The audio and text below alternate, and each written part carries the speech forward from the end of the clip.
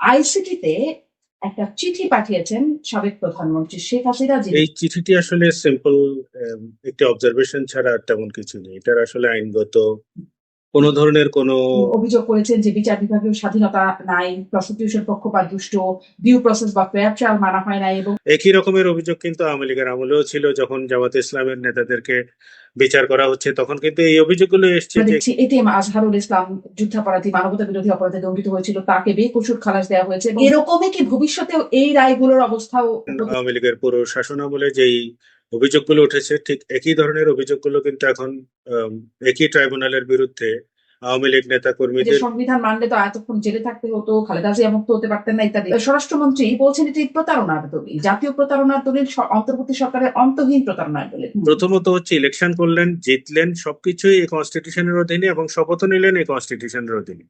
তারপরে বলছে পাশাপাশি এই সংবিধান ছুড়ে ফেলার জন্য কিংবা গণভোটে যখন প্রায় 70% মানুষ রায় দিয়ে দিল, তখন সেটির আবার একটা কি হয়ে গেল, মানে অবৈধ বিষয়ের উপরে একটা জনরায় চলে এলো। তিনি নানান জনকে হুমকি ধামকি দেওয়া, বিচারকের নামে প্রধান বিচারপতির কাছে কমপ্লেন করা, প্রধান বিচারপতি আবার টেক্সট মেসেজ পাঠিয়ে তাদেরকে কেন জামিন দিলেন, কে কোথায় জামিন পেলেন রাজাকার হত্যার বিচার যেমন হয় নাই, পুলিশ হত্যার বিচারও সেরকমটা হবে না। তো হরে ধরে শুধু রাজাকার বলেই কিংবা অন্য পরিচিতির কারণে শোক প্রস্তাব হয়েছে তা না। কোনো না কোনো সময়ে তারা সংসদ সদস্য ছিলেন যারা তাদের নামে কিন্তু শোক প্রস্তাব তুলে দিয়েছে। শেখ হাসিনাকে স্বৈরাচার, ফ্যাসিস্ট, আমরা গণহত্যাকারী নানান অভিযোগ বিশেষণে বিশেষায়িত করছি। তিনিও তো ধরেন একটা পর্যায়ে তো নির্বাচিত সংসদ সদস্য ছিলেন, তাহলে প্রশ্ন হবে লাগামহীন।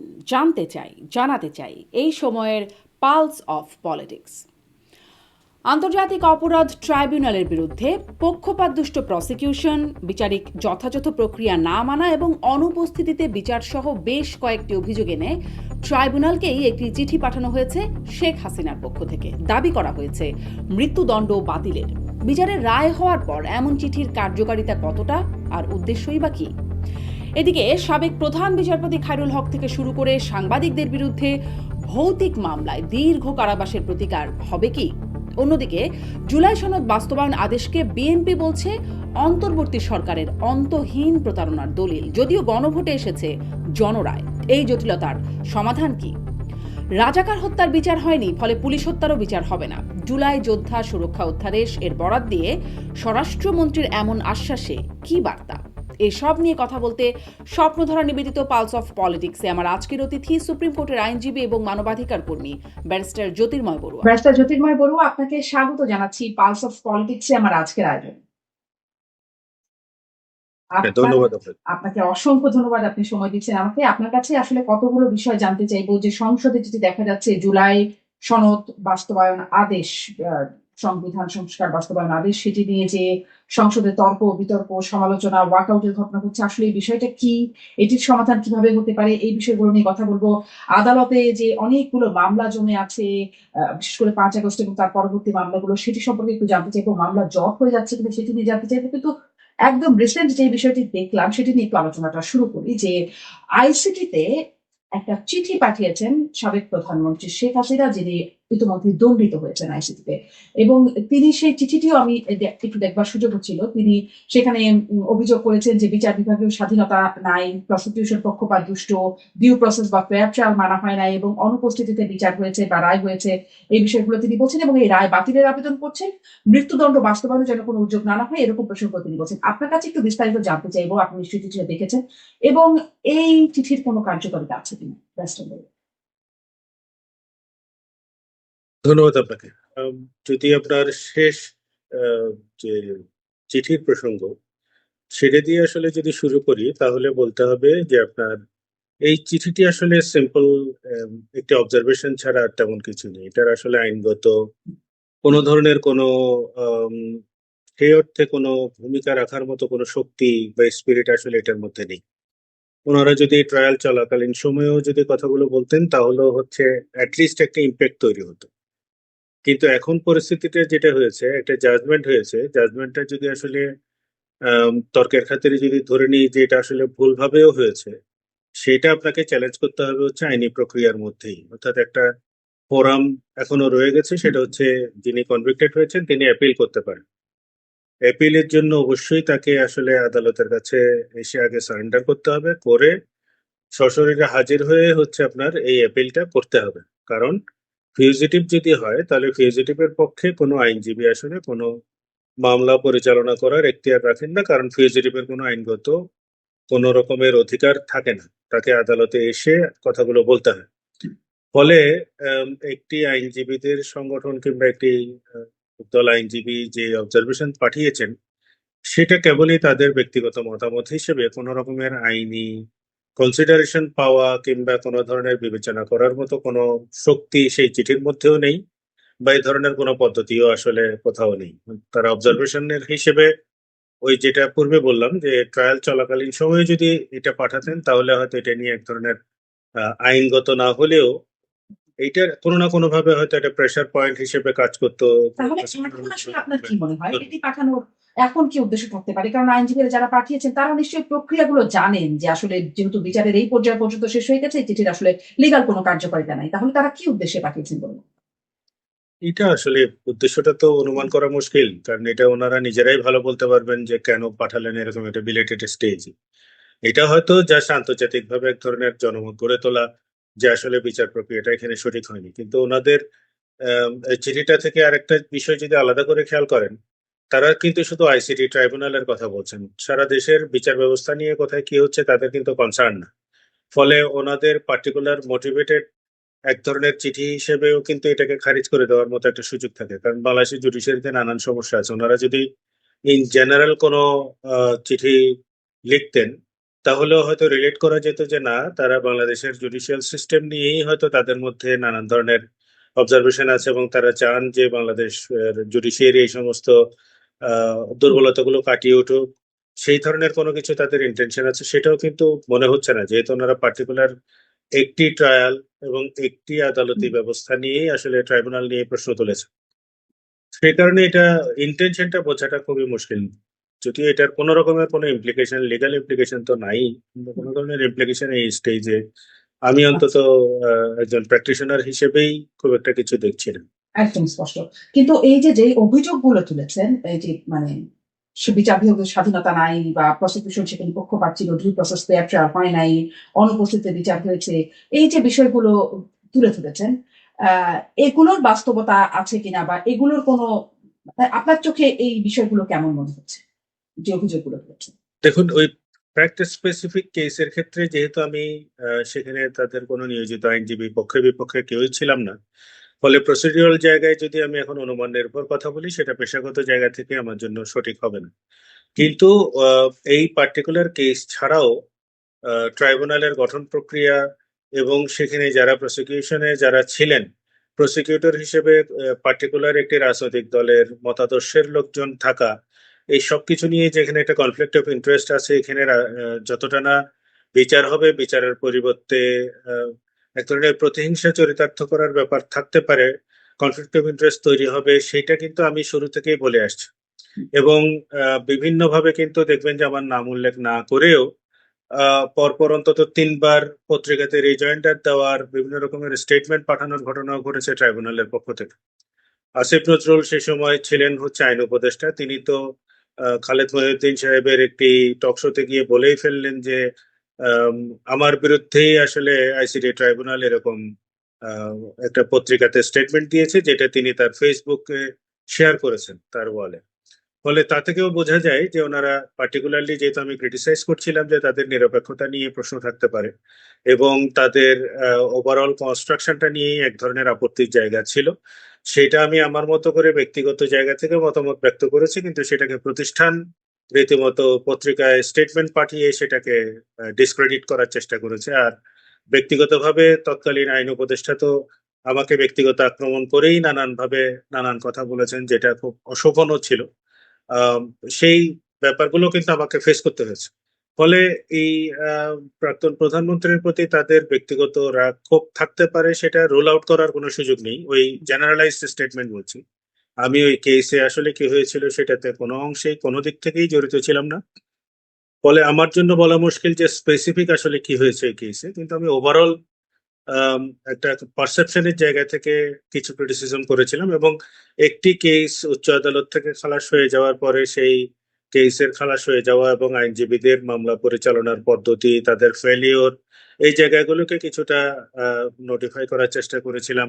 সেই নিয়ে আমার একটা পার্টিকুলার অবজারভেশন আমি শেয়ার করার পরে লাস্ট ট্রাইব্যুনালের পক্ষ থেকে আমার নাম উল্লেখ না করেই এক ধরনের একটা প্রতিবাদ লিপি কিন্তু পাঠানো হয়েছিল, তো ওনারা সেটাকেও ডিসক্রেডিট করার চেষ্টা করেছেন। আইনগত জায়গাতে কোনো রকমের আর্গুমেন্ট তৈরি না করে ব্যক্তি আক্রমণ করেই আসলে এই বেশিরভাগ ক্ষেত্রেই এই ধরনের প্রেস রিলিজ গুলো ওনারা পাঠিয়েছেন। ফলে এরপর থেকে আসলে আমি নিজেও খুবই ডিসইন্টারেস্টেড ফিল করেছি যে এখানে আসলে কনস্ট্রাকটিভ আলোচনারই কোনো সুযোগ নেই, কারণ মন গড়া ভাবে যদি যে কেউ ব্যক্তিগত আক্রমণ করতে শুরু করে তাহলে প্রতিষ্ঠান আক্রমণ করছে ব্যক্তির বিরুদ্ধে। ফলে এটা তো একটা ডেঞ্জারাস প্রপোজিশন, কারণ আইনটা এতটাই ঝাপসা, তারা যখন যাকে মনে করে তাকেই আসলে এখানে ফ্রেম করার মতো একটা সুযোগ এখনো পর্যন্ত রয়ে গেছে, যেটা নিয়ে আমি শুরু থেকেই ক্রিটিসাইজ করছি। যে প্রসিডিওর কি হবে, তারা কোন প্রসিডিওর মেনে চলবে, সেই প্রসিডিওরের জায়গায় আইনই বলে দিচ্ছে যে তারা নিজেদের মতো করে প্রসিডিওর বানিয়ে নিতে পারে। তো যে যখন আসছে তার মতো করে প্রসিডিওর বানাবে।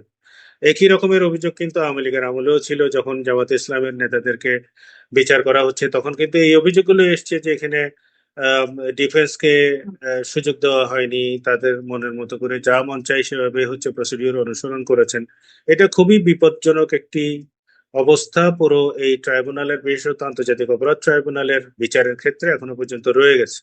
সেইটার লোপহোল গুলো নিয়ে কথা বলা তাহলে এই এখনো যে সুযোগ আছে। লোকসুর গুলো যেহেতু থেকে যাচ্ছে, বলছেন আপনি যে একটা ঝাপসা আইন, এইভাবে তো আইনের আসলে কোনোভাবে ঝাপসা হবার সুযোগ থাকে না।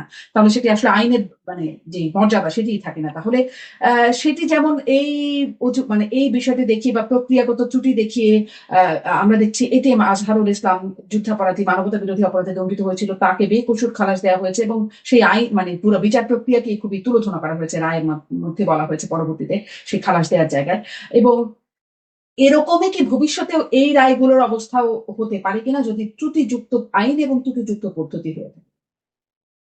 চ্যালেঞ্জ তো হওয়ার সম্ভাবনা নিশ্চয়ই থাকবে। আমি সে কারণেই প্রসঙ্গটা তুললাম যে দুটো কম্প্যারিজন যদি আপনি করেন, দুটো সময়ের ঠিক উল্টো চিত্র, যেটা ধরেন আওয়ামী লীগের পুরো শাসনামলে যেই অভিযোগগুলো উঠেছে ঠিক একই ধরনের অভিযোগগুলো কিন্তু এখন আম, একই ট্রাইব্যুনালের বিরুদ্ধে আওয়ামী লীগ নেতা কর্মীদের বিরুদ্ধে যখন মামলা পরিচালনা হচ্ছে সেখানেও কিন্তু উঠছে। আমাদের যে জায়গাটা হলো, আমি আমি পার্টিকুলার কোনো রাজনৈতিক দলের মতাদর্শের লোক নই, কিন্তু আমার যে আইনজীবী হিসেবে যে অবজারভেশনটা সেটা হচ্ছে আপনার বিচার প্রক্রিয়াটাকে তো একটা অবজেক্টিভ জায়গা থেকে দেখতে হয়। সেখানে আপনি যদি পার্টিজান হতে শুরু করেন, সেখানে আপনার অ্যাটিচিউডটা যদি বা কোর্টের ব্যবহারটাকে যদি আপনি এমন ভাবে করেন সেটা আপনার রাজনৈতিক উদ্দেশ্য হাসিল করার জন্যই এই পুরো একটা ইনস্টিটিউশন ব্যবহৃত হচ্ছে, তাহলে তো হচ্ছে আসলে খুবই মুশকিল। তাহলে ওই বিচারের জায়গাটাকেই নিশ্চিত করাটা খুবই তখন অসম্ভব হয়ে পড়ে। জি, আহ, স্পষ্ট। তাহলে সামনে মানে এইটাকেও চ্যালেঞ্জ করবার একটা জায়গা রয়েই যাচ্ছে। ডেফিনেটলি থাকবে। আম, কিন্তু নিশ্চয়ই সেটা একটা সরকার আসলে কোন সরকার আছে চেয়ারে সেটি একটা দেখার বিষয় হয়ে যাবে, কারণ আওয়ামী লীগ আমলের রায়টি বাতিল হয়ে গেল অন্তর্বর্তী সরকারের সময়।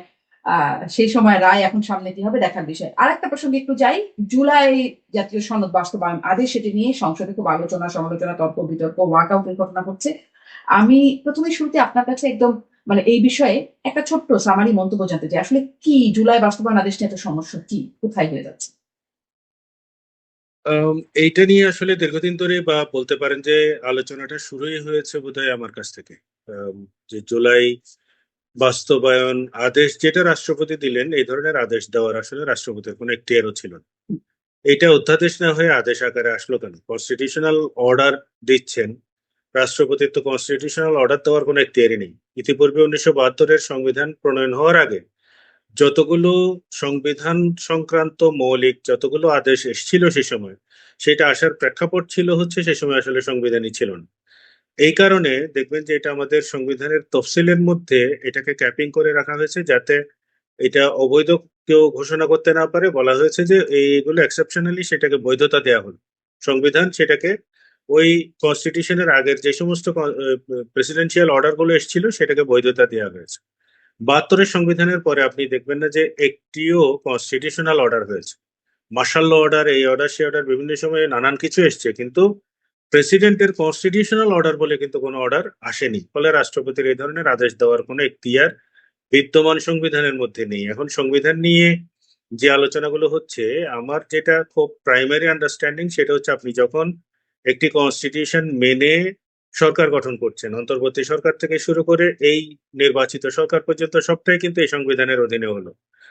নির্বাচনের প্রক্রিয়া থেকে শুরু করে সবকিছুই, শপথ গ্রহণ থেকে শপথ পাঠ কে করাবেন তা থেকে শুরু করে চলমান যত প্রক্রিয়াগুলো হয়েছে সংবিধান মেনে। তাহলে একটা যদি আমি গণঅভ্যুত্থান হিসেবে এটাকে চিন্তা করি, 2024-এর গণঅভ্যুত্থান হলো, গণঅভ্যুত্থানে আপনার পরবর্তীতে যখন অন্তর্বর্তীকালীন সরকার গঠন হচ্ছে সেটাও সংবিধানের 106 অনুচ্ছেদ অনুযায়ী স্পেশাল রেফারেন্স পাঠানো হলো চিফ জাস্টিসের কাছে, চিফ জাস্টিস একটা মতামত দিলেন, সেই মতামত অনুযায়ী হচ্ছে অন্তর্বর্তীকালীন সরকার গঠন হলো। তাহলে আপনি কনস্টিটিউশন অনুযায়ী সবকিছু করলেন, না করে যদি করতে পারতেন কিরকম, যে আমরা এই কনস্টিটিউশনটাকে ফলো করব না, নিজেদের মতো করে নতুন কনস্টিটিউশন তৈরি করব, আমরা নিজেরা এইভাবে ভেবে শপথ নিলাম, প্রেস ক্লাবের সামনে দাঁড়িয়ে, জাদুঘরের সামনে দাঁড়িয়ে আপনারা শপথ নিলেন, শহীদ মিনারে দাঁড়িয়ে শপথ নিলেন, তাতে বিপ্লবী সরকার গঠনের ক্ষেত্রে কিন্তু কোনো রকমের আইনগত ব্যত্যয় হতো না, যেহেতু পুরোটাই নতুন ফরমেশন, নতুন স্টাইলে, নতুন বাংলাদেশের সূচনা তখন হতো। কিন্তু যখন আপনি 72-এর সংবিধান অনুযায়ী আবার শপথ নিলেন, তখন তার মানে হচ্ছে আপনি ওই সংবিধানের মধ্যে থেকেই কিন্তু সমাধান করছেন।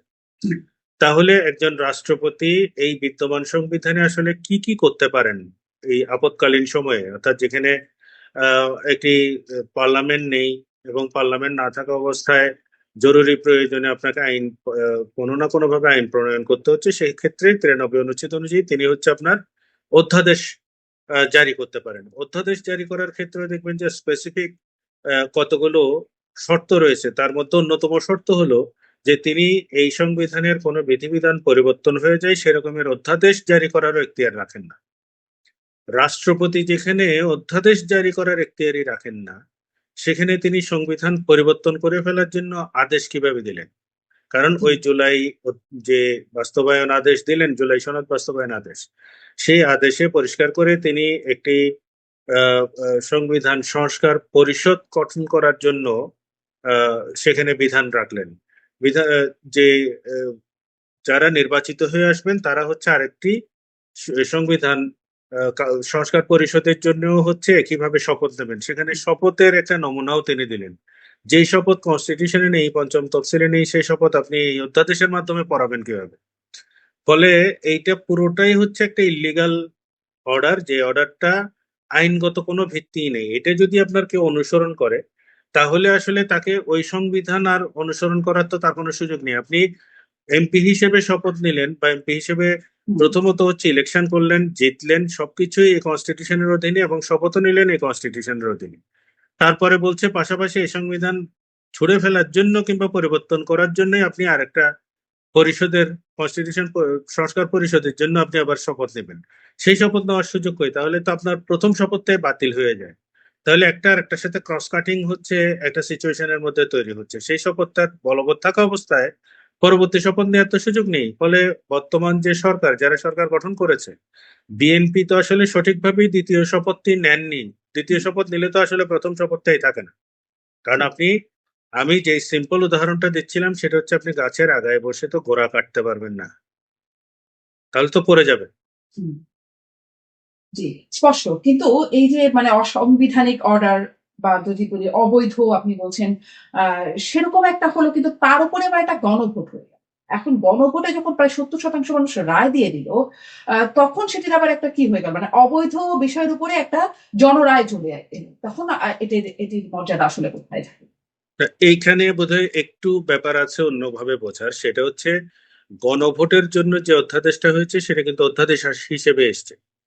গণভোট অধ্যাদেশটার মধ্যে যে জটিলতাটা তৈরি হয়েছে সেটা হলো আপনার 93 অনুচ্ছেদের অধীনে রাষ্ট্রপতি যখন কোনো অধ্যাদেশ পালন করেন সেটা কিন্তু পরবর্তী নির্বাচিত সংসদের 1 থেকে 30 কার্য দিবসের মধ্যে রেটিফিকেশনের প্রশ্ন আছে, না হলে কিন্তু সেটা আইন হিসেবে বলবৎ থাকে না। এখন রেটিফিকেশন করবেন যে আইনটা, অর্থাৎ যে আইনের অস্তিত্ব নিয়ে আপনাকে পরবর্তীতে নির্বাচিত সরকারকে সিদ্ধান্ত নিতে হবে, সেই রকম একটি অধ্যাদেশের অধীনে কিন্তু নির্বাচন হওয়ার আগেই নির্বাচনটা হয়ে গেল।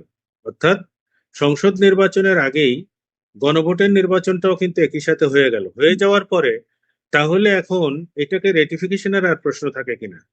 তাহলে ঘোড়ার আগে গাড়ি জুড়ে দেওয়ার মতো পরিস্থিতি কিন্তু এখানেও আছে।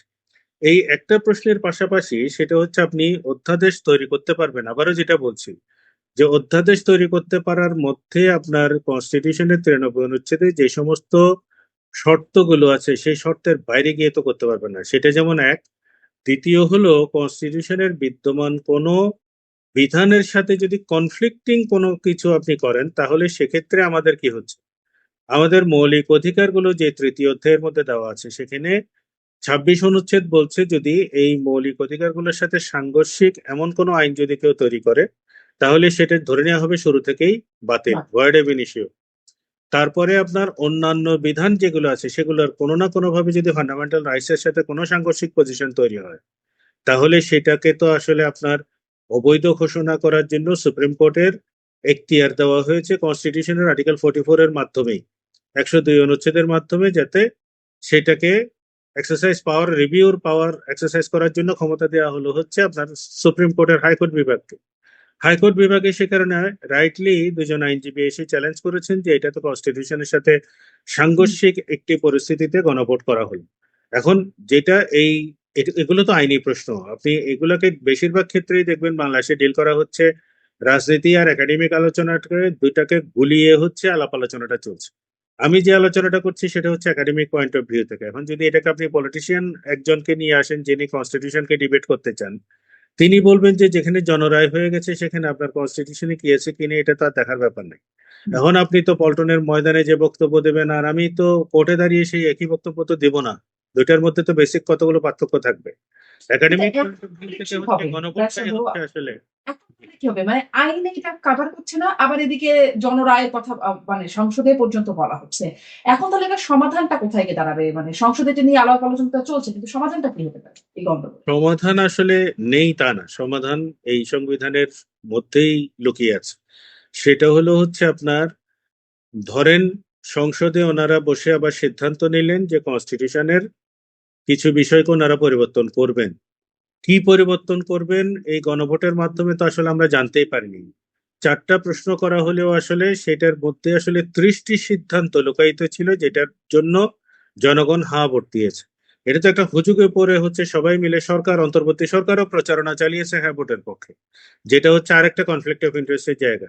যে ওনাদের তো এখতিয়ারই ছিল না কোনো একটা পার্টিকুলার, কারণ যেহেতু ওনারা কোনো রাজনৈতিক দলের অনুসারী নন, একটা ইন্টারিম গভর্নমেন্ট, কোনো একটা পলিটিক্যাল গভর্নমেন্ট যদি ক্ষমতায় থাকে তাহলে তাদের কোন রকমের পলিটিক্যাল এজেন্ডাকে যদি বাস্তবায়ন করার জন্য তাদেরকে হ্যাঁ না এর পক্ষ নিতে হয় তাহলে একটা জাস্টিফিকেশন থাকে। কিন্তু ইন্টারিম গভর্নমেন্ট যার কোনো পলিটিক্যাল আইডেন্টিটি নাই তারাও কিন্তু হ্যাঁ ভোটের পক্ষে প্রচারণা চালিয়েছেন। চালানোর পরে এখন সাধারণ মানুষ মনে করেছে হ্যাঁ ভোট দিলে বোধহয় একটা বড় রকমের পরিবর্তন হয়ে যাবে।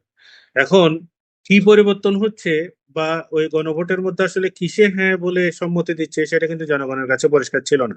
অধিকাংশ মানুষই কিন্তু জানতোই না যে 30টি সিদ্ধান্ত যারা রাজনৈতিক দলগুলো মিলে নিয়েছেন সেটাতে হচ্ছে আসলে সেখানে ওনারা সম্মতি দিচ্ছেন। হুম। এখন এই আলোচনাগুলো ওপেন সংসদের মধ্যে হতে পারে, এই ইস্যুগুলোই আলোচনা হওয়ার পর যদি সংসদে সিদ্ধান্ত হয় সর্বসম্মতভাবে বা মেজরিটি যদি সিদ্ধান্ত নেয় যে না ঠিক আছে আমরা এই সংবিধানের এই পার্টিকুলার ইস্যুগুলোকে আমরা পরিবর্তন করব, সেক্ষেত্রে পরিবর্তন করার জন্য প্রয়োজনে যদি আরেকবার গণভোট হতে হয় আরেকবার গণভোট হবে, অসুবিধা কি? এবং সেটাতে এই বিদ্যমান সংবিধানের কাঠামোর মধ্যেই আপনার এই পরিবর্তনের জন্য তখন সেটা করতে হবে। যদি জনগণ রায় দেয় যে না, গণভোটের মাধ্যমে বলে যে এই ইস্যুগুলোতে আমরা এই পরিবর্তনটা চাই, চাওয়ার পরে কিংবা আপনার হ্যাঁ বা নাতে তো আসলে জেনুইনলি প্রশ্ন থাকে তো একটা, 4টা প্রশ্ন নিয়ে গণভোট হয়েছে এটাও আসলে পৃথিবীতে নজির খুব একটা পাবেন না আপনি। একটা হবে কি সংবিধানের পরিবর্তন চান কি চান না, জনগণ বলবে হ্যাঁ চাই। ধরেন যদি পরিবর্তন চাই এর পক্ষে আসে তাহলে কি কি পরিবর্তন হবে না হবে সেটা সংসদে তো ওপেন ডিবেট চলছে, সেই ডিবেট গুলো থেকে মানুষ জানতে পারবে। প্রয়োজনে সেটার এক্সপার্ট কমিটি করা, লোকজনের সাথে আবার কথা বলা, সেই স্কোপ গুলো তো থাকছেই। পরে তারা যদি সিদ্ধান্ত নেন তাহলে সেই দিকেও তারা যেতে পারবেন। প্লাস এই যে জুলাই চার্টারের কথা বলছে, জুলাই চার্টারে তো আসলে অনেকগুলো নোট অফ ডিসেন্ট দিয়েই হচ্ছে বর্তমান যে সরকারি দল বিএনপি তারা কিন্তু মেনে নিয়েছে কিছু কিছু কিছুতে তাদের কিন্তু নোট অফ ডিসেন্ট ছিল। সেই নোট অফ ডিসেন্ট গুলো কিন্তু সাবসিকুয়েন্টলি আপনার এই যখন গ্যাজেট করা হলো গ্যাজেটের মধ্যে কিন্তু আর নোট অফ ডিসেন্ট গুলো ছিল না। এখন জুলাই চার্টারের ব্যাপারে কিন্তু তারপরে গভর্নমেন্ট যেটা বলছে সেটা হচ্ছে আমরা তো এগুলোকে বাস্তবায়ন করতে চাই, পরিবর্তনগুলো তো যৌক্তিক পরিবর্তন যেগুলো দরকার সেগুলো আমরা চাই, কিন্তু এখন এই যে তাদের চাওয়াটাকে আসলে অ্যাকশনে নিয়ে যাওয়া অর্থাৎ ইমপ্লিমেন্টেশনের জায়গায় নিয়ে আসার ক্ষেত্রে কি করতে হবে সেটা তো সংসদে বসে আলোচনা করেই সিদ্ধান্ত নেওয়া সম্ভব। কিন্তু এই হচ্ছে সংসদে আমার বসে আলোচনাটা আসলে সেদিকে এগোচ্ছে না, সেটাই আমরা দেখতে পাচ্ছি। বরঞ্চ বিরোধী দল এর পক্ষ থেকে সংবিধান ছুঁড়ে ফেলা, আবার বিরোধী দলের কেউ কেউ ফেসবুকে স্ট্যাটাস দিচ্ছেন ছুঁড়ে ফেললে আবার পুড়িয়ে আনার সুযোগ থাকবে, পুড়িয়ে ফেলা ইত্যাদি ধরনের কথাবার্তা আসছে। আপনার কাছে এই প্রশ্নটা আমি করবো যে সমস্যা কি সব সংবিধানে? এরকমও বলা হচ্ছে যে সংবিধান মানলে তো এতক্ষণ জেলে থাকতে হতো, খালেদা জিয়া মুক্ত হতে পারতেন না, ইত্যাদি ইত্যাদি। কিন্তু আমি এই প্রশ্নটা একটু তুলে রাখি আপনার কাছে, আগে এটা একটু জানতে চাই যে আপনি যে বলছেন যে মানুষ তো আসলে বুঝতেই পারে নাই যে গণভোটের কি বিষয় ছিল, এটা নিয়ে আমরা আগেও অনেক আলোচনা করেছি, মানে গণভোটের সময় আবার তার আগেও আলোচনা করেছি যে আসলে আসলে সবাই জানে কিনা গণভোটের প্রশ্নগুলোও যে কি সেটাও কি মানুষ বুঝতে পারছে কিনা। এখন তাহলে স্বরাষ্ট্রমন্ত্রী বলছেন এটি প্রতারণার দলিল, জাতীয় প্রতারণার দলিল, অন্তর্বর্তী সরকারের অন্তহীন প্রতারণার দলিল। আপনি কি তাই মনে করেন এটা আসলে একটা প্রতারণার দলিল? আম, প্রতারণা বলতে ওনারা স্বরাষ্ট্রমন্ত্রী মহোদয় কিন্তু এই জুলাই চার্টার যখন আপনার গ্যাজেট হলো তখনই কিন্তু বলেছিলেন যে পোস্টম্যান রীতিমতো সিদ্ধান্ত নিয়ে বসে আছেন, এরকম একটা খুবই ফানি কমেন্ট কিন্তু ওনার তখনই ছিল। যে সিদ্ধান্তগুলো ওনারা দিয়েছিলেন সেটাকে হুবহু না রেখে যিনি সংকলন করছেন তিনি তার মতামতগুলো ঢুকিয়ে দিয়েছেন, এই কথাগুলো ওনাদের আপত্তির জায়গাটা ছিল। ফলে জুলাই সনদের কোন কোন বিষয়গুলোকে নিয়ে ওনারা মানতে রাজি, কোন কোনগুলোকে ডিসেন্ট নোট অফ ডিসেন্ট আছে, সেখানে তো অনেকগুলো পলিটিক্যাল পার্টির লিডাররা উপস্থিত ছিলেন সে সময়, তারাও সেই বিষয়গুলো অবগত আছেন। এখন ইন্টারিম গভর্নমেন্ট যেই পদ্ধতিতে যেভাবে আসলে কাজগুলো করেছে সেগুলোর পদ্ধতি নিয়ে তো প্রশ্ন তোলার সুযোগ তো আছে। আমি নিজেও তাদের এই প্রক্রিয়াগুলো রাজনৈতিক দলের সাথে কথা বলা কিংবা সংবিধানের যেমন ধরুন পার্টিকুলার ওনারা যখন সংস্কার প্রস্তাবটা নিয়ে আসলেন, সংস্কার প্রস্তাবের আদ্যোপান্ত আমরা লাইন বিটুইন লাইন্স কিন্তু পড়ার চেষ্টা করেছি এবং বোঝার চেষ্টা করেছি। একটা টিম গঠন করে রীতিমতো আমরা এক মাসের উপরে সময় নিয়ে আমরা তাদের এই সংশোধনী প্রস্তাবগুলোকে বোঝার চেষ্টা করেছি। সেখানে যেই কথাগুলো নিয়ে আসা হয়েছে, যেমন ধরেন আমি উদাহরণ হিসেবে বলছি, জাস্ট কোনো কারণে এটাকে সিলেক্টিভ আলোচনা না, আমি জাস্ট উদাহরণ হিসেবে মনে আসলো বলে বলছি যে ওনারা বলছেন যে ধর্মনিরপেক্ষতা বাংলাদেশ সংবিধানের আসলে শুরু থেকে কখনোই ছিল না, জনগণ চায়ও না, এটা চাপিয়ে দেওয়া হয়েছে। বিষয়টা কি আসলেই তাই? আমরা যদি 72-এর সংবিধানের ব্যাকগ্রাউন্ড গুলো চিন্তা করে দেখি বা আমরা যে সমস্ত রচনাগুলো, যে সমস্ত একাডেমিক রেফারেন্স গুলো পাই সেগুলো যদি দেখি, আসলে এটা তো মোটেও আহ, সঠিক স্টেটমেন্ট না। তারপরে এই যে গণতন্ত্র, সমাজতন্ত্র, জাতীয়বাদ, এই জাতীয়তাবাদ, এই সমস্ত কথাগুলো যে সংবিধানের মধ্যে ছিল, ওনারা ওখানে বলার চেষ্টা করছেন যে এখানে সমাজতন্ত্রের ব্যাপারটা কখনোই মানুষ চায় নাই। এটাও তো মোটেও সঠিক স্টেটমেন্ট না। অর্থাৎ ওনারা দেখা যাচ্ছে কি রীতিমতো মন গড়া ইতিহাস লিখেছেন সেখানে। এই ইতিহাস কোত্থেকে লিখছেন, কার মাথা থেকে বেরোচ্ছে, এটাও আমরা পরিষ্কার না। যদিও একটা কমিশন হয়েছিল, কমিশনে কে কোন অংশটা নিয়ে কাজ করেছেন, কে লিড করছেন, কে এটাকে ইতিহাসের বিকৃতি ঘটিয়ে উল্টো পাল্টা কথা সেখানে আমাদের উপর চাপিয়ে দিচ্ছেন, সেটাই এখন হচ্ছে নেগোসিয়েশন করে আপনার 12-13টা রাজনৈতিক দলের সাথে নেগোসিয়েশন করছেন, যার যার কোনো কিছুই আসলে আমি নাগরিক হিসেবেও জানি না। আমার তো নিজেরই আপত্তি আছে ওই কথাগুলোর উপরে। আমাদের নিজেদের পড়াশোনার ভিত্তিতে আমি বুঝতে পারছিলাম যে হচ্ছে তারা কতগুলো সিরিয়াস মিস রিপ্রেজেন্টেশন করেই কতগুলো নিজেদের মতামত চাপিয়ে দেওয়ার চেষ্টা করছেন। বিশেষ একটি রাজনৈতিক দলের প্রতি আনুগত্য তাদের সেই সময় থেকে, সেই মানে প্রধান যিনি ছিলেন, ঐকমত্য কমিশনের প্রধান যিনি ছিলেন, তার আচার আচরণের মধ্যেও যেরকম রাজনৈতিক এক ধরনের আহ, কি বলবো, কোন একটা রাজনৈতিক দলের দিকে লিনিয়েন্সির যে ব্যাপারটা, সেটাও কিন্তু আমরা দেখছিলাম যে অনেক বেশি সফট কর্নার তার মধ্যে কাজ করছে।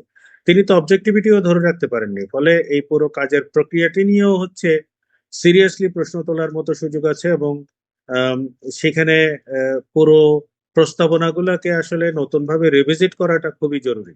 যেটা যেভাবে এসছে সেভাবে যদি যায় তাহলে আমাদের নিজেদেরই অনেক আপত্তি থাকবে এবং ভবিষ্যতে হয়তো আমাদেরকেই আদালতের দ্বারস্থ হতে হবে অনেকগুলো বিধানকে বাতিল করার জন্য। আবার হয়তো এই নতুন কনস্টিটিউশনের অধীনে হয়তো আমাদেরকে, যদিও কেউ নতুন কেউ কনস্টিটিউশন করার উদ্যোগ নেন কেউ, বা সংসদে যদি সেই আলোচনাগুলো এসে সিদ্ধান্ত হয়, তাহলে হয়তো সেটার অধীনেই আমরা আদালতে দৌড়াতে হবে, যেটা ওই আদালতে দ্বারস্থ হওয়ার কথা বলছেন, আবার একটা রিট ইতিমধ্যে হয়ে আছে, চ্যালেঞ্জ করেও কিছুটা অংশ আর কি, সেটার একটা প্রক্রিয়া চলছে। কিন্তু দুঃখিত। কিন্তু এই যে একটা বিষয় আপনি বলছিলেন যে প্রধান, এবং আমরা দেখেছি মানে ঐক্যমত্য কমিশনের প্রধান তো ডক্টর মোহাম্মদ ইউনূস, এবং তারপরেই আছেন প্রফেসর আলী রিয়াজ, তারা এই কাজটা করলেন। এবং রাষ্ট্রপতি যে এই আদেশটা দিলেন, জুলাই সনদ বাস্তবায়ন আদেশ যেটি দিলেন, স্বরাষ্ট্রমন্ত্রী এখন সংসদে দাঁড়িয়ে বলছেন যে রাষ্ট্রপতিকে তিনি জিজ্ঞাসা করেছিলেন যে আপনি কি এই আদেশ দিতে পারেন। তখন উত্তরে রাষ্ট্রপতি বলেছেন আমি তো পারি না, আমাকে পারাচ্ছে। এটি তিনি সংসদে এই কথাটি বলেছেন। এই যে তাকে পারানো হলো, মানে জবরদস্তি এক রকমের। আহ এই বিষয়গুলো আসলে এটিরও কোনো আইনি ব্যাখ্যা আছে কিনা, বা এটি আইনগতভাবে এরকম করে পারানো যায় কিনা রাষ্ট্রপতি? দেখুন, রাষ্ট্রপতি পদটা আমাদের বর্তমান সংবিধানে যেভাবে আছে সেখানে আসলে ওনার ক্ষমতা তো আসলে খুব বেশি কিছু নেই। সত্যিকার অর্থে প্রধান বিচারপতি নিয়োগ, যদিও এটাও খুবই রেটরিক, প্রধান বিচারপতি নিয়োগের ক্ষেত্রে এবং আহ, এরকম আরেকটি পদ আছে, আমি মনে পড়ছে না, তা দুটো পদের ক্ষেত্রে হচ্ছে আপনার তাকে কোনো রকমের প্রধানমন্ত্রীর সাথে আলাপ আলোচনা করতে হয় না। কিন্তু অন্যান্য সকল বিষয়ে তিনি প্রধানমন্ত্রীর সাথে পরামর্শ করে আম, তার সমস্ত কার্যগুলো নিয়োগ কিংবা অন্যান্য কার্যগুলো সমাধান করবে। ফলে তাকে প্রতিটা মুহূর্তে আসলে প্রধানমন্ত্রীর অনুমতি নিয়েই সমস্ত কাজগুলো করতে হয়। এই পরিস্থিতিতে রাষ্ট্রপতির আসলে ক্ষমতার যে ভারসাম্যের প্রশ্নটা, সেগুলো নিয়ে তো আমরা ক্রিটিসাইজ করছি অনেক আগে থেকে। সংবিধানের কিছু মৌলিক ক্ষমতা কাঠামোর পরিবর্তন দরকার, সেগুলো নিয়েও আমরা কথা বলছি বহুদিন ধরেই। তো এই জায়গাগুলোতে রাষ্ট্রপতি অধিকাংশ ক্ষেত্রে আসলে ডিক্টেটেড। রাষ্ট্রপতি যে বক্তৃতাগুলো দেন, সেই বক্তৃতাটাও তো তার নিজের কোনো বক্তৃতা না, সেটাও হচ্ছে লিখে দেওয়া বক্তব্য, যেটা তার কাছে পাঠানো হয়। সেটা অনেকগুলো প্রসেসের মধ্যে একদম মন্ত্রী পরিষদ পর্যন্ত হয়ে ঘুরে টুরে এসে ওনার হাতে যখন আসে, উনি শুধু হচ্ছে আসলে রিডিং করেন। এর বাইরে তো আসলে ওনার ডিসিশন মেকিং কিংবা স্বাধীন কোনো মতামত দেওয়ার এখতিয়ারও নেই। কিন্তু আমরা কিছু কিছু ক্ষেত্রে ব্যত্যয় দেখছি যে তিনি মিডিয়াতে নানান ধরনের কথা বলছেন, যে তাকে জোর করে করানো হয়েছে, করা হয়েছে। সেই জোর করে করানো হয়েছে এটা তো খুবই অনুমিত। তিনি যখন ওই পজিশনটাতে থাকছেন, সেই থাকা মানে হচ্ছে তার উপর যে আসলে এই কাজগুলো হচ্ছে কিংবা এক ধরনের চাপ যে আছে, সেটা তো আসলে না বোঝার মতো কোনো বিষয় না। তিনি সবগুলো কাজে আসলে এরকমই করেছেন, তার নলেজের বাইরে অধিকাংশ কাজ। কিন্তু এইটা আমাদের স্ট্রাকচারাল জায়গাটাই এটা, উনি নতুন করে করছেন বা প্রথম কোন রাষ্ট্রপতি এরকম পরিশ্রমে পড়েছেন, বিষয়টা সেরকমও না। না, এটা অধিকাংশ এইটা ক্ষেত্রেই রাষ্ট্রপতি ওইটা রোল চেঞ্জ। রাষ্ট্রপতি এভাবেই নিয়োগ হন আমাদের দেশে, যে যেই সরকার ক্ষমতায় আছেন তার সাথে অ্যালাইন্ড থাকেন সেই রাষ্ট্রপতি। ফলে তাদের একটা একরকম মানে কোঅর্ডিনেশনটা বোঝাপড়া ঠিকঠাক থাকে। মতো বোঝাপড়া হয়ে যায়।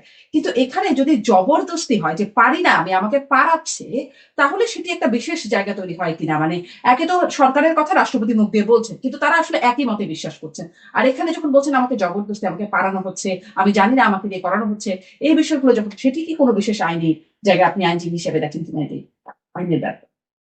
এখন হচ্ছে সেটা রেমেডি তো আসলে কোথাও নাই।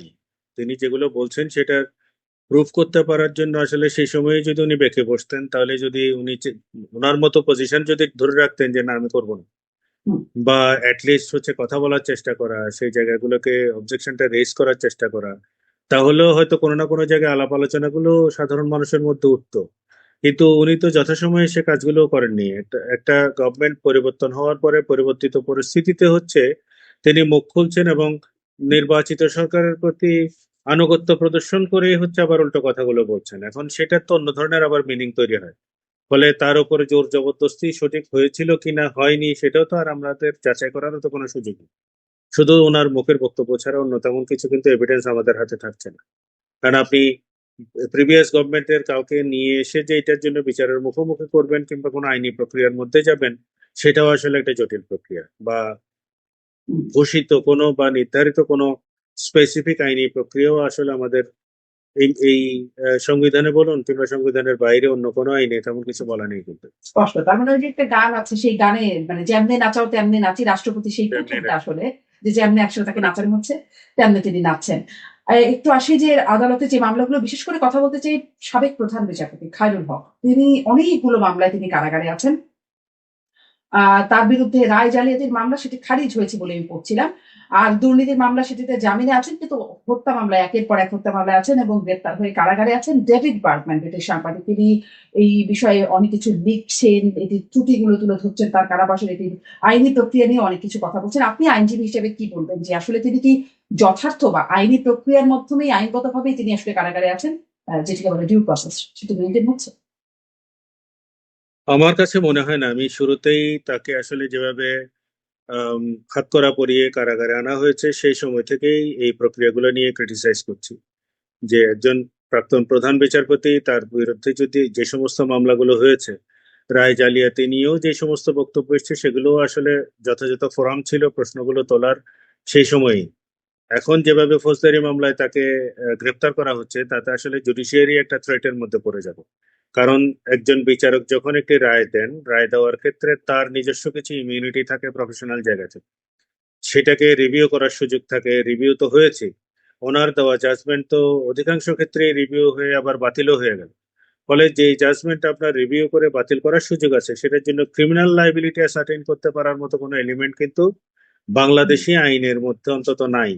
ফলে এটা গায়ের জোরে তাকে এরকম রায় জালিয়াতির কথা বলে কিংবা বিভিন্ন হত্যা মামলার মধ্যে গ্রেপ্তার দেখিয়ে তাকে কারাগারে আটকে রাখা, এটা abuse of the process of law ছাড়া আর কিছুই না। আইনি ব্যবস্থাটাকে, বিশেষত আমাদের ফৌজদারি আইনের বড় দুর্বলতা হলো, যেই শাসকরাই আসেন, সেটা ইন্টারিম গভর্নমেন্ট, একটা নন পলিটিক্যাল গভর্নমেন্ট হোক কিংবা একটা পলিটিক্যাল গভর্নমেন্ট, তারা এটাকে বিরুদ্ধ মতকে দমন করার জন্য কিংবা তাদের অপছন্দ ব্যক্তিদেরকে শায়েস্তা করার জন্য মিথ্যা মামলা দিয়ে, ভৌতিক মামলা দিয়ে হচ্ছে গ্রেপ্তার করে বছরের পর বছর আটকে রাখার জন্য নানান ধরনের প্রপঞ্চ গড়ে তোলেন, নানান ধরনের ব্যাখ্যা বিশ্লেষণ গড়ে তোলেন। আমরা অন্তত ইন্টারিম গভর্নমেন্টের সময় মনে করেছিলাম যে তারা এই ব্যাড প্র্যাকটিস থেকে বের হবে, যেটা আওয়ামী লীগের আসলে 17টা বছরে ব্যাড প্র্যাকটিস গুলো চলেছে। আমরা মনে করেছিলাম যে তারা অন্তত এই কাউন্টার প্লে করবেন, যে না, আমরা এই ধরনের পথে যাব না, আইনের অপপ্রয়োগ কিংবা আইনটাকে ব্যবহার করে মানুষজনকে শায়েস্তা করা, বিরুদ্ধ মতের মানুষজনকে শায়েস্তা করা, এই রাস্তায় আমরা যাব না। কিন্তু সেটা হয়নি। সবচাইতে বেশি প্রতিহিংসা পরায়ণ হয়ে মামলা কিন্তু হয়েছে ইন্টারিম গভর্নমেন্টের সময়। বরঞ্চ কিছুটা রাশ টানতে দেখছি আমরা এই নির্বাচিত সরকারের সময়ে। কিছুটা স্যানিটি, কিছুটা বোধহয় নিয়ম নীতির মধ্যে আসার একটা চেষ্টা আমরা দেখতে পাচ্ছি। জানি না শেষ পর্যন্ত এই সরকারও কোন ক্যারেক্টার নিয়ে আসলে থাকবে বা কোন ক্যারেক্টার ধারণ করবে। কিন্তু আমরা ইনিশিয়ালি স্টার্টটা আসলে মোটামুটি পজিটিভই দেখতে পাচ্ছি, যে না, অতটা ভিন্ডিকটিভ হয়ে কেউ কারোর ওপর চড়াও হচ্ছেন না। আপনি দেখবেন যে আম, প্রাক্তন বিচারপতি জাস্টিস শামসুদ্দিন চৌধুরী মানিকের উপরে হামলার ঘটনা ঘটেছে কোর্টের মধ্যে, এবং আরো অসংখ্য ব্যক্তি যারা বিভিন্ন কারণে গ্রেপ্তার হয়ে আদালতে গেছেন, আদালতে কিন্তু শারীরিকভাবে লাঞ্ছনা করার ঘটনা কিন্তু ঘটেছে। এবং অনেক ক্ষেত্রে আইনজীবীরা সেই ঘটনার মধ্যে অংশগ্রহণ করেছেন, সেটার বিরুদ্ধেও কিন্তু কোনো রকমের মামলা মোকদ্দমা হয়নি। আইনজীবীদেরকে কোনো রকমের প্রশ্নের মধ্যেও পড়তে হয়নি যে আপনি আদালতের মধ্যে যেরকম একটা ক্রিমিনাল অ্যাক্টিভিটিস করলেন, সেটার জবাবদিহিতাটা কে করবে। এবং আইনজীবী হিসেবে কাউকে শাস্তি দেওয়ার জন্য শারীরিকভাবে আঘাত করার মতো এখতিয়ার আমরা কোনো আইনজীবীরা রাখি কিনা, সেই প্রশ্নগুলো কিন্তু আমি সে সময়ে তুলেছি। এখন কথা হলো, এই যে ওভারঅল একটা পরিস্থিতি, এবং আপনি যদিও প্রাক্তন প্রধান বিচারপতি নিয়ে প্রশ্ন করেছেন, আমি দেখছি সবার ক্ষেত্রেই বিষয়টা একই রকম ভাবে আসলে প্রয়োগ হয়েছে। এখন শাহরিয়ার কবির দীর্ঘদিন ধরে শাহরিয়ার কবিরের প্রতি আসলে এক শ্রেণীর মানুষের তো ক্ষোভ অনেক দিনেরই। তো সেই ক্ষোভটাকে আপনি যদি আইনের প্রসেসের মাধ্যমে উপশম করার কিংবা তাকে হয়রানি করার জন্য সুযোগ তৈরি করে দেয় রাষ্ট্র, তাহলে রেসপন্সিবিলিটি তো রাষ্ট্রের। কারণ ফৌজদারি মামলায় একটা কথা আমি দীর্ঘদিন যাবৎ বলে আসছি, সেটা হচ্ছে ফৌজদারি মামলার বিচার করে রাষ্ট্র, আদালত না। আদালত হচ্ছে শুধু রেকর্ডিং অফিসারের মতো। ওনার সামনে যে সমস্ত তথ্যগুলো নিয়ে আসে, জেরা হয়, জবানবন্দি হয়, উনি শুনে একটা হচ্ছে তার মতামত দেন। কিন্তু পুরো বিচার প্রক্রিয়াটাই আসলে শুরু থেকে শেষ পর্যন্ত পরিচালনা করে হচ্ছে রাষ্ট্র। ফলে এখানে যদি ফেলিওরের কোনো প্রশ্ন আসে, সেই ফেলিওর কিন্তু রাষ্ট্রের। যদি কোনো অপব্যবহারের অভিযোগ আসে, সেই অভিযোগটা কিন্তু রাষ্ট্রের বিরুদ্ধে, এবং specifically the government which is in পাওয়ার। এখন এই পরিস্থিতিতে ইন্টারিম গভর্নমেন্ট এই অপকর্মগুলো চালিয়ে গেছে নির্দ্বিধায়, কোনো রকমের কারো কাছ থেকে বাধা পায়নি। এখন নির্বাচিত সরকার আসার পরে আমরা আশা করছি, এবং আসলে আপনার এই অনুষ্ঠানের মাধ্যমে আমরা আম, বিশেষত আমি আমার জায়গাতে একজন নাগরিক হিসেবেও আমার অনুরোধ থাকবে হচ্ছে যে আইনের জায়গাটাকে এতটা নিচে না নামানোর জন্য, এটা প্রতিহিংসার একটা টোল হিসেবে যাতে ব্যবহার না করে। যদি যে ব্যক্তি অপরাধ করেছেন তাকে ছাড় দেওয়ার কোনো প্রশ্ন আসে না, তাকে বরঞ্চ বিচারে শাস্তি নিশ্চিত করে এক্সাম্পল তৈরি করা হচ্ছে আসলে আইনের বা বিচারের কাজ। সেটা অবশ্যই করতে হবে, কিন্তু যে ব্যক্তিটির অপরাধ নেই, যে ব্যক্তিটিকে মিথ্যা একটি হত্যা মামলায় জড়িয়ে আপনি বছরের পর বছর জেলে রাখছেন, সেটা আসলে রীতিমতো সেই ব্যক্তির উপরে জুলুম ছাড়া আর কিছু না। আপনি বলছেন যে আদালত আসলে এটি আসলে ফৌজদারি মামলাটার প্রক্রিয়াটা আসলে সেটি রাষ্ট্রের দায় বা দায়িত্ব সবই রাষ্ট্রের উপরে। আদালত শুধুমাত্র শুনে ব্যবস্থা নেন। তো আদালত আসলে কি শুনে তাদেরকে জামিন দিচ্ছেন না? মানে এরকম ভুয়া মামলা বা ভৌতিক মামলার কথা বলছেন। মানে কি শুনছেন আদালত যে তাদের জামিন দিতে পারছেন না বা দিচ্ছেন? দেখুন, জামিনের প্রক্রিয়াটা কিন্তু শুরু হয় নিম্ন আদালত থেকে, ম্যাজিস্ট্রেটের কাছেই হচ্ছে যখন তদন্ত পর্যায়ে থাকে তখন সেখানে আমরা জামিন চাই। এখানে একটা লং স্ট্যান্ডিং প্র্যাকটিস দাঁড়িয়ে গেছে যে ওনারা যেহেতু এটা মনে করছেন এবং দেখেই বুঝতে পারছেন পলিটিক্যাল মামলা হলে ওনারা জামিন দেবেন না, তারপর সেখান থেকে যেতে হয় সেশন কোর্টও পলিটিক্যালি কোনো না কোনো ভাবে ইনফ্লুয়েন্স থাকেন এবং ভয় থাকে তাদের মধ্যে, যদি আমি জামিন দিয়ে দিই পরে আমাকে ট্রান্সফার করে পাঠিয়ে দিল আরেক জায়গায়, পুরো আমার কেরিয়ারের জায়গাটাতে হয়তো অন্যরকম ভাবে একটা নেগেটিভ ইম্প্যাক্ট করতে পারে, তাহলে ওনারা এই ভয়ের জায়গা থেকে কিন্তু এই পলিটিক্যাল মামলাগুলোতে কোনো না কোনো কারণে রিলিফ দিতে চান না, পরে আমাদেরকে আসতে হয় কিন্তু হাইকোর্টে এবার অনেক ক্ষেত্রেই দেখা যাচ্ছে কি বেঞ্চগুলো স্বাধীনভাবে যখন কাজ করছিল তখন তাদের বিরুদ্ধে দিনের পর দিন সংবাদ সম্মেলন করে গেছেন হচ্ছে তৎকালীন আইন উপদেষ্টা। তিনি নানান জনকে হুমকি ধামকি দেওয়া, বিচারকের নামে প্রধান বিচারপতির কাছে কমপ্লেন করা, প্রধান বিচারপতি আবার টেক্সট মেসেজ পাঠিয়ে তাদেরকে কেন জামিন দিলেন, কে কোথায় জামিন পেলেন সেগুলো নিয়ে প্রশ্ন তোলা থেকে শুরু করে নানান ধরনের অপকর্ম কিন্তু করেছে। ফলে এই যে কালেকটিভ ভয় দেখানো বা ভয় ঢোকানোর যে প্রক্রিয়া, হাইকোর্টের জাস্টিসরাও কিন্তু রীতিমতো তখন আতঙ্কে ছিলেন যে আমি স্বাধীনভাবে কাউকে বেল দিলে তো এখন আমাকে রীতিমতো শোকজের মধ্যে পড়তে হচ্ছে। কিন্তু সেই এখতিয়ারই তো নেই, কনস্টিটিউশনই পরিষ্কারভাবে বলছে আপিল বিভাগ এবং হাইকোর্ট বিভাগ স্বীয় দায়িত্ব পালনের ক্ষেত্রে তারা স্বাধীন থাকবেন। অ্যাপিলেট ডিভিশনের কিংবা চিফ জাস্টিসের কোনো এখতিয়ারই ছিল না হাইকোর্ট বিভাগের জাজদেরকে জিজ্ঞেস করা যে আপনি কেন জামিন দিলেন, হুম। এই জিজ্ঞেস করারই এখতিয়ার ছিল না। কিন্তু শোকজের ঘটনা তো ঘটেছে, পত্রিকাগুলো ফলাভাবে প্রচার করেছে এবং এই পত্রিকাতে নিউজ ফিডিং করা এবং এখানেও কিন্তু একটা চক্র কাজ করেছে পুরো সিস্টেমটাকে আরো দুর্বল করার জন্য, পুরো সিস্টেমটাকে মেলাইন করার জন্য। এখন আপনি আমাকে বলেন, আমি যদি কোনো একজন সুস্থ বুদ্ধিসম্পন্ন কোনো একটি বেঞ্চের কাছে গিয়ে যদি পার্টিকুলার কোনো একটা পলিটিক্যাল কেস, মোটিভেটেড কেস জামিন চাই, উনি স্বাধীনভাবে তার চিন্তাটাকে প্রয়োগ করার ক্ষেত্রে তো 100 বার ভাববেন। এটা তো শুধু মামলার বিষয় না, এটা এটা পরক্ষণেই হয়তো দেখা যাচ্ছে কি পত্রিকাতে আইনমন্ত্রী বক্তব্য দিতে শুরু করলেন যে আহ, হাইকোর্টের জাস্টিসরা তো রীতিমতো ফ্যাসিস্টের সহযোগী, ওনারা তো জামিন দিয়ে দিচ্ছেন, আমরা তো আটকাতে পারছি না। এখন এই যে কমেন্ট করাটাও যে কন্টেম্প্ট, এইটা যে এই হুম। এখতিয়ার যে তাদের নাই, কমেন্টও যে করা যায় না, এই পরিমিত বোধটুকুই তো আসলে ইন্টারিম গভর্নমেন্টের সময় আমরা দেখিনি। যদিও নির্বাচিত সরকারের সময় আমরা এখনো পর্যন্ত কোনো ফাউল কমেন্ট কারো কাছ থেকে কিন্তু পাইনি এখনো পর্যন্ত, কিন্তু আমরা ইন্টারিম গভর্নমেন্টের সময় র্যান্ডম ফাউল কমেন্ট গুলো কিন্তু পেয়েছি, যাদের প্রত্যেকটা কমেন্টের বিরুদ্ধে কিন্তু কন্টেম্পট অফ কোর্টের জন্য তাদের বিরুদ্ধে প্রসিডিং ড্র করা উচিত ছিল। কিন্তু এই যে আপনি কিছুক্ষণ আগে যেটা বললেন, যে সরকারি আসে আমাদের বিচার ব্যবস্থা তো আসলে কোনো না কোনো কারণে তাদের আহ, কিভাবে যেন অনুগত হয়ে পড়ে বা হয়ে পড়তে বাধ্য হন। কারণ হচ্ছে এটা তো ডিগনিটির প্রশ্ন, আপনি বিচার ব্যবস্থাটাকে, তার ডিগনিটিটাকে, তার যে জায়গায় থাকার কথা সেখানে যাদের রাখার কথা, হুম। রক্ষাকর্তা হওয়ার কথা, তারাই কিন্তু দুর্বল করেন বারবার। হুম। এই ফলে কারণে হচ্ছে কোর্টও তো আসলে ফাংশন করতে পারে না। ফলে কোর্ট যেহেতু ফাংশন করতে পারে না তাহলে আসলে সরকারের বিষয়ে আসে, মানে আরেকটি কথা বলি, যেহেতু সরকার আসলে সরকারের উপরে নির্ভর করে, সেখানেও এরকম একরকম যেমনি নাচাও তেমনি নাচির মতো অবস্থা মনে হয় হয়ে যায়, যেভাবে চায় সেরকমই একরকম রায় হয় বা হয় না, জামিন হয় বা হয় না সেখানে। এখন নতুন সরকার এসছে, আপনি আসার কথা বলছেন, কিন্তু ওই মানে আমি যেটি বলছিলাম, কারণ আমি বলছি কারণ হচ্ছে এটি নিয়ে আমি বিভিন্ন আন্তর্জাতিক সংস্থা, জাতিসংঘ থেকে শুরু করে বিভিন্ন সংস্থা, আসলে আপনিও বলছেন শাহরিয়ার কবির বা সাবেক প্রধান বিচারপতি, সাংবাদিকদের নামে যে মামলাগুলো আছে সেগুলো নিয়ে বলছে। এখন আপনি মনে করেন যে যেহেতু সরকার পরিবর্তন হয়েছে, এখন আদালতের এই প্রক্রিয়াগুলো পরিবর্তন হবে, বা নাকি আসলে তারা তো অনেকেই আওয়ামীপন্থী হিসেবে পরিচিত, ফলে আহ, এদিকে আবার বিএনপি আওয়ামী লীগের সাথে একটা শত্রুতাপূর্ণ বা জায়গা আছে, ফলে আসলে বিষয়টা ওই জায়গায় থেকে যাবে, এভাবেই চলতে থাকে। কি মনে হয় আপনার?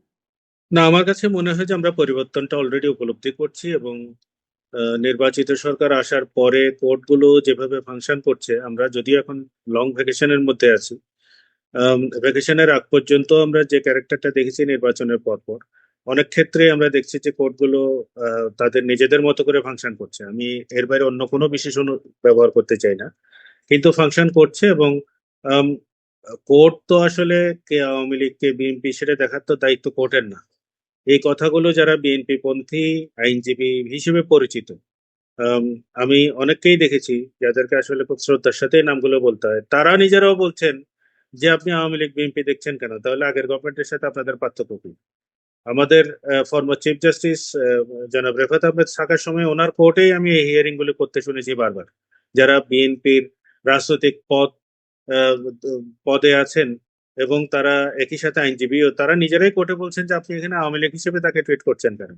আপনার কাছে তো আসছে হচ্ছে একটি মামলা, সেখানে যে পেপারস গুলো আছে এবং তার বিরুদ্ধে কি অভিযোগ আছে সেইটার প্রেক্ষিতে হচ্ছে আপনি একজন ব্যক্তিকে বা একজন বিচার প্রার্থীকে আপনি বিচার করবেন। আপনারা তার রাজনৈতিক ব্যাকগ্রাউন্ড দেখার তো এখানে কোনো জায়গাই নেই, এটা তো পলিটিক্যাল কোর্ট না। পলিটিক্যাল কোন রকমের কোনো এজেন্ডা তো কোর্টের থাকারই হুম, কথা না।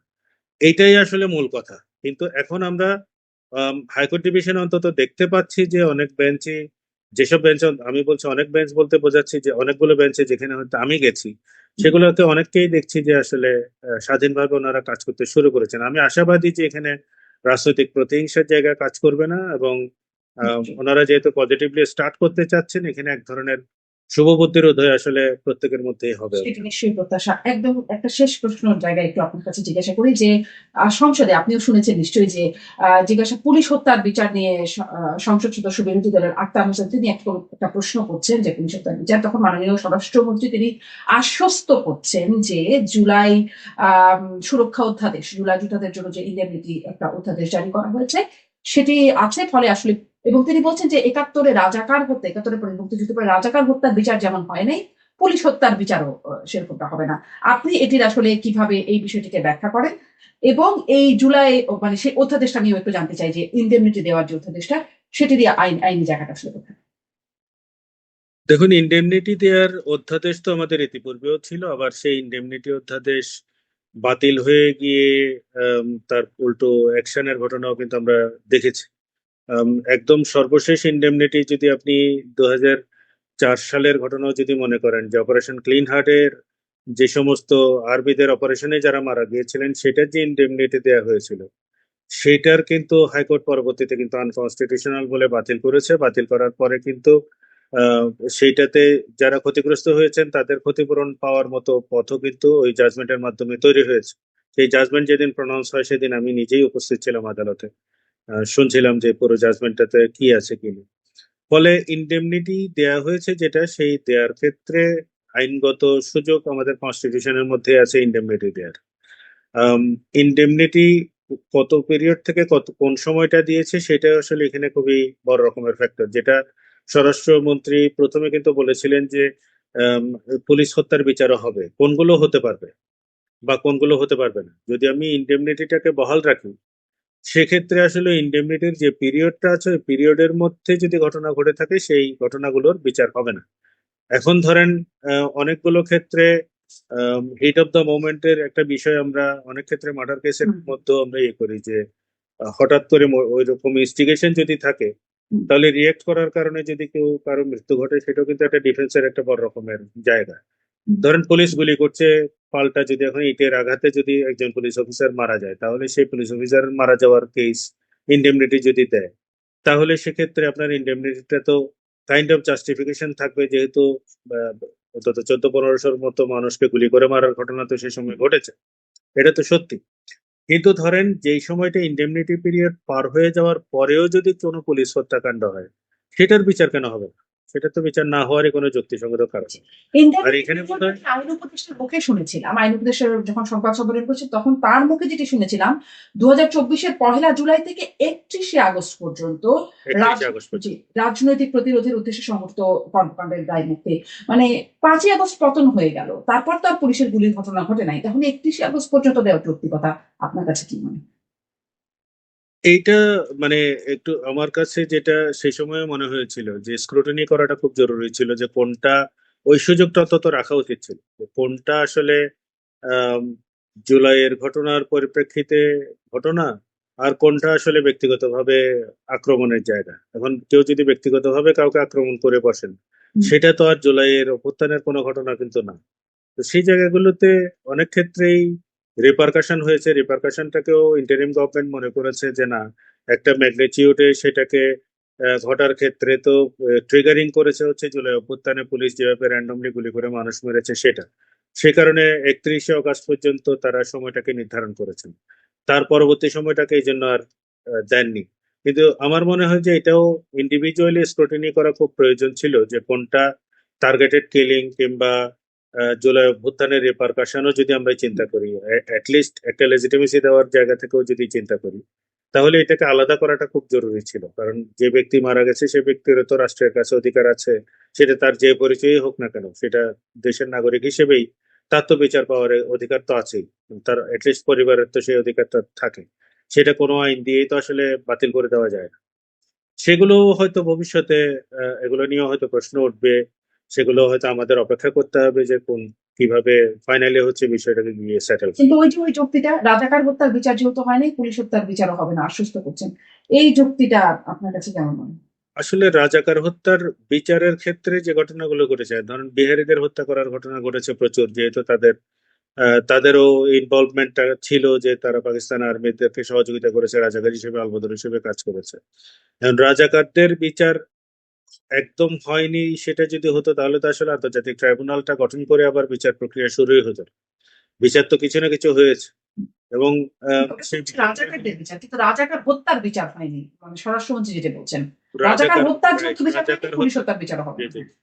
ওটার একটা জাস্টিফিকেশন তৈরি করার ওনারা হয়তো চেষ্টা করছেন, যে মানে ওই রিপারকাশনের কথা যেটা বলছি, যে মুক্তিযুদ্ধে যে অ্যাট্রোসিটি গুলো আসলে তারা চালিয়েছিল, রাজাকাররা যে অ্যাট্রোসিটি চালিয়েছিল, অনেক ক্ষেত্রে মুক্তিযোদ্ধারা তো পরবর্তীতে রাজাকার হত্যাও করেছেন।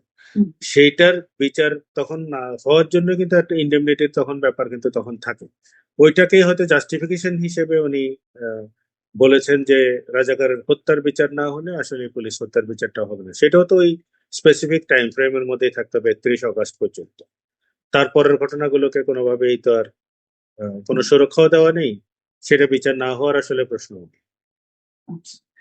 এবং তারপরে এখন যেমন দেখা যাচ্ছে যে রাজাকার বা আলবদর আল শামস নেতাদের নামে শোক প্রস্তাব হচ্ছে, পরবর্তীতে আসলে পুলিশ হত্যা বা পুলিশের প্রধান সাবেক আইজিপি, স্বরাষ্ট্রমন্ত্রী, সাবেক প্রধানমন্ত্রী, তাদের নামে তাদের শোক প্রস্তাব হওয়াটা একদম জায়েজ হবে, যদি ওই যুক্তিটা ধরি আর কি, যে পুলিশ রাজাকার হত্যার বিচার হবে, পুলিশ হত্যার বিচার হবে না, রাজাকারদের নামে শোক প্রস্তাব। শোক প্রস্তাবের ব্যাপারটাতে কিন্তু একটা অন্যরকম বিষয় আছে। শোক প্রস্তাবের ব্যাপারটাকে যদি আপনি একটু অবজেক্টিভলি দেখার চেষ্টা করেন, যে যাদের নামে শোক প্রস্তাব হয়েছে তারা কিন্তু হরে ধরে শুধু রাজাকার বলেই কিংবা অন্য পরিচিতির কারণে শোক প্রস্তাব হয়েছে তা না, কোনো না কোনো সময়ে তারা সংসদ সদস্য ছিলেন যারা তাদের নামে কিন্তু শোক প্রস্তাব তুলে হয়েছে। এখন ধরেন বিদ্যমান রাজনৈতিক পরিস্থিতিতে শেখ হাসিনাকে স্বৈরাচার, ফ্যাসিস্ট, আমরা গণহত্যাকারী নানান অভিযোগ বিশেষণে বিশেষায়িত করছি।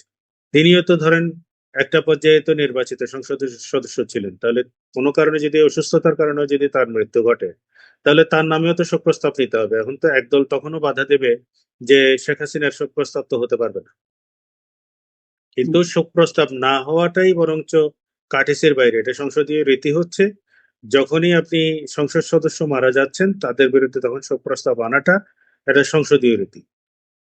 পরে ভবিষ্যতে আপনার পছন্দ অপছন্দের কারণে কারো সিলেক্টিভ ওয়েতে আপনার শোক প্রস্তাব আনা থেকে বিরত থাকারও আসলে কোনো সুযোগ থাকবে না। মানে সেখানে আসলে দণ্ড হোক বা না হোক এগুলো আসলে ম্যাটার করে না, সংসদ সদস্য এইটাই করেছি। একদম স্পষ্ট। অনেক ধন্যবাদ, অনেক ধন্যবাদ ব্যাসা জ্যোতির্ময়, আপনি আমাকে অনেকটা সময় দিলেন, অনেকগুলো বিষয় আপনার কাছ থেকে স্পষ্ট হবার সুযোগ। ধন্যবাদ। ধন্যবাদ আপনাকে। অনেক ধন্যবাদ দর্শক, এতক্ষণ সাথে থাকার জন্য।